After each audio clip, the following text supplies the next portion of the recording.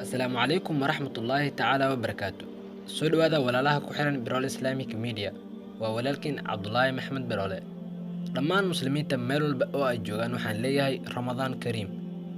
Ramadaanku waa nicmad weyn, waana fursad ka timid Allah tabaaraka wa tacaala oo ay tahay in laga faa'iideysto. waxyaabaha aad ugu faa'iideysan karto waxaa ka mid ah baryada.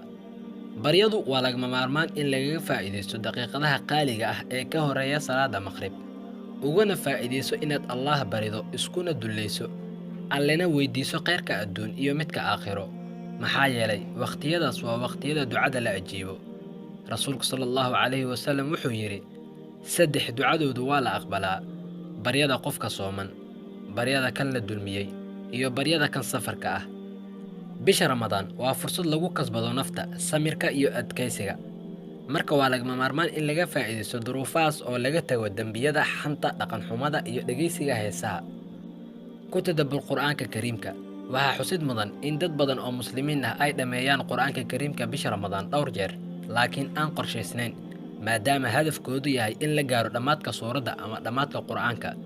mana ahan wax qarsoodi ah in tani ay leedahay abaalmarin weyn, laakiin faa'iidada ayaa weynaan doonta. abaalgudka ayaa ka weyn haddii ay ku tadabburaan aayadaha oo ay tixgeliyaan fasiraadooda. ibnu taymiyah, ilaahay ha u naxariistee, wuxuu yidhi, waxaa laga yaabaa inaan hal aayad u raadiyo 100 tafsiir, markaa kadibna aan Allah weydiisto inuu i fahansiiyo. waxaana oran jiray, mucallimkii aadamow ibar. fadliga bisha Ramadaan waxaa ka mid ah in qur'aanka kariimka la soo dejiyey bisha Ramadaan. bisha Ramadaan waxaa la furaa albaabada jannada, sidoo kale waxaa la xiraa albaabada naarta, waxaana la katiinadeeyaa shayaadiinta. bisha Ramadaan gudaheeda waxaa ku jira habeen ka khayr badan 1000 bilood, waana habeenka Laylatul Qadriga. waxaana Allah ka baryaynaa inuu na waafajiyo habeenkaas.